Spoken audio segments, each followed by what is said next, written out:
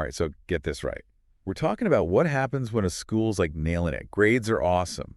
But then, bam, their standardized test scores are in the basement.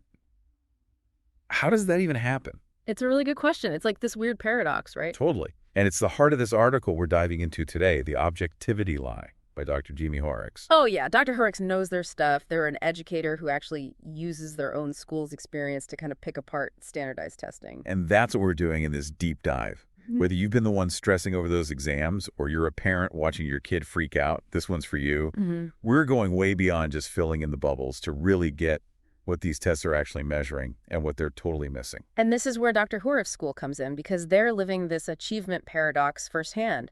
You've got students acing their classes, A's and B's all over the place. Dream students, right? Right. Parents must be thrilled.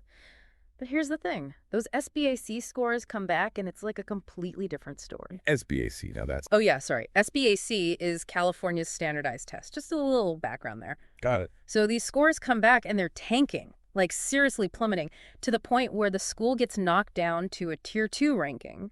And that ranking can affect everything, funding, reputation, the whole 9 yards. It's like this test score suddenly defines the entire school, even if it doesn't match what's actually happening in the classroom. And the thing is, this isn't just happening at Dr. Hoerricks' school. This disconnect between good grades and terrible test scores is popping up everywhere. So it makes you wonder, are these tests really the best way to measure how much kids are actually learning, especially when every student learns so differently? That's the million-dollar question, isn't it? And that's where things get really interesting with how Dr. Hoerricks' school approaches grading. They've got this whole different system going on. Okay, I'm intrigued. Okay. Tell me more about how they do things differently at this school. So they've implemented this thing called equity grading and instruction, or EGI, and it basically flips the script on the whole traditional grading system. Flipping the script, I like it. Yeah, so with EGI, it's all about making sure students really understand the material, like deep down. So it's less about just memorizing a bunch of facts and more about actually getting it. Exactly. And here's the kicker. Students can retake assessments if they don't do well the first time. Plus, they've got options for showing what they know. Maybe a project's more their style or a presentation instead of just a super high-pressure exam. It's like you said. It's about recognizing that everyone learns differently and that a standardized test isn't the be-all and end-all of a student's abilities.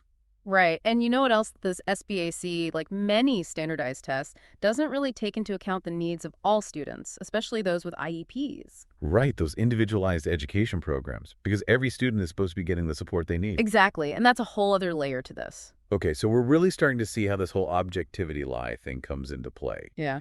How does Dr. Hoerricks break that down? Well, they bring in two major concepts, critical theory and something called the power threat, meaning framework. The what? The power threat, meaning framework or PTMF for short. Okay, BTMF, got it.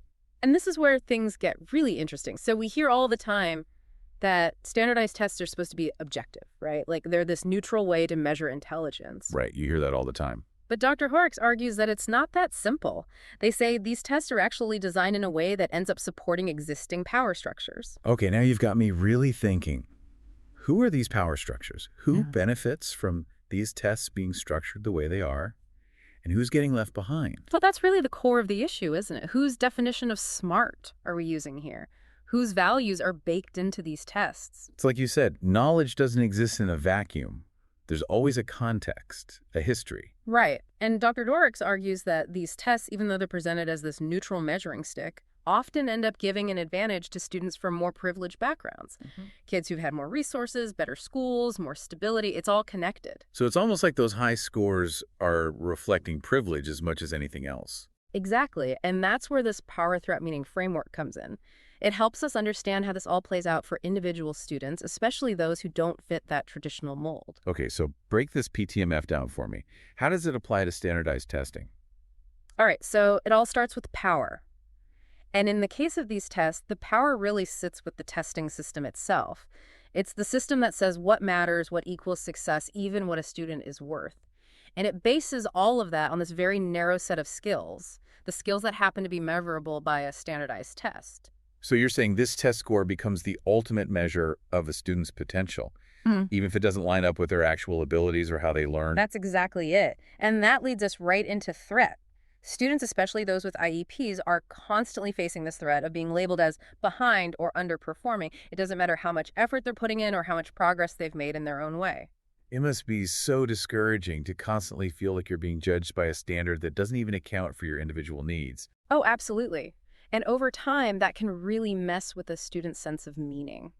They internalize these messages, start to believe that their test score defines their intelligence, their future, which of course is totally not true. We all have our own strengths and gifts. It's like that saying, everyone is a genius. But if you judge a fish by its ability to climb a tree, it will live its whole life believing that it is stupid. Yes, perfect example. And imagine how much harder this is for students with disabilities who are already navigating a world that wasn't really designed for them. Then you pile on this pressure of a one-size-fits-all test. It can be incredibly damaging. It's got to be so disheartening for the students, for the teachers who see their potential every day, even for the parents who are fighting so hard for their kids to get the support they need. And it gets even deeper than that. Dr. Hoerricks takes this idea further with what they call segregation by design. They're saying that standardized tests, even though they're presented as this subjective measure, they actually end up contributing to segregation within the education system. Whoa, okay. That's a strong statement. How do standardized tests contribute to segregation? Think about it this way. The schools that tend to serve larger populations of marginalized students who are facing more obstacles to academic achievement, those schools are often the ones hit hardest by lower test scores. Because they're not starting from a level playing field to begin with. Exactly. And then what happens? Those lower scores often lead to less funding, fewer resources, fewer opportunities for the students who need the most support. So instead of creating more equality, standardized testing can actually reinforce the inequalities that are already there. This is all painting a pretty bleak picture. But I'm hoping Dr. Hoerricks offers some solutions, some ways to move forward. They definitely do. They don't just leave us with the critique. They actually offer a glimpse into what a more just and equitable system could look like. And they start by looking at what they're doing in their own school. Remember, we were talking about equity grading and instruction EGI. Right, where students get those multiple chances to show what they know and express their learning in different ways. Yes, exactly. But it's more than just that. Dr. Hoerricks' school also has these amazing arts programs, a thriving theater program. They even have a working farm. They're creating these really rich, engaging learning experiences that go way beyond what any standardized test could ever measure. It sounds like they're really focusing on the whole child, not just their ability to memorize facts for a test. That's it. That's the key. It's a holistic approach. It recognizes that success looks different for everyone. It's about fostering critical thinking, collaboration, creativity, those essential life skills that standardized tests often miss completely. You know, those skills you need to actually function in the real world. Right. It's about understanding that a test score is just one tiny piece of the puzzle. Yeah. It doesn't come close to telling the whole story about a student's abilities or their potential. It's like we're finally saying, hey, we trust educators to actually know these kids and what they need. Exactly. And that can make a world of difference for a student. And it brings us back to that objectivity lie that Dr. Hoerricks is talking about. It's not just that standardized tests have their issues. It's that they're part of a system that can actually make things less fair. And when we put so much weight on these tests, we risk missing out on so much. Think about all those amazing artists and thinkers and creators out there who might get overlooked or discouraged just because they don't shine on a standardized test. It's like we're trying to measure this vast universe with a tiny ruler. We're only going to get this little distorted sliver of what's really out there. Exactly. And that's what makes what Dr. Hoerricks is saying so important. It's a wake-up call. It's a reminder that we can create a system that's actually fair and just one that celebrates all the different ways kids learn and grow. So how do we even start to make that happen? How do we build that new vision? Well, Dr. Hoerricks gives us some solid steps we can take. First, we've got to move away from this obsession with standardized tests and start thinking about assessment in a more well-rounded way.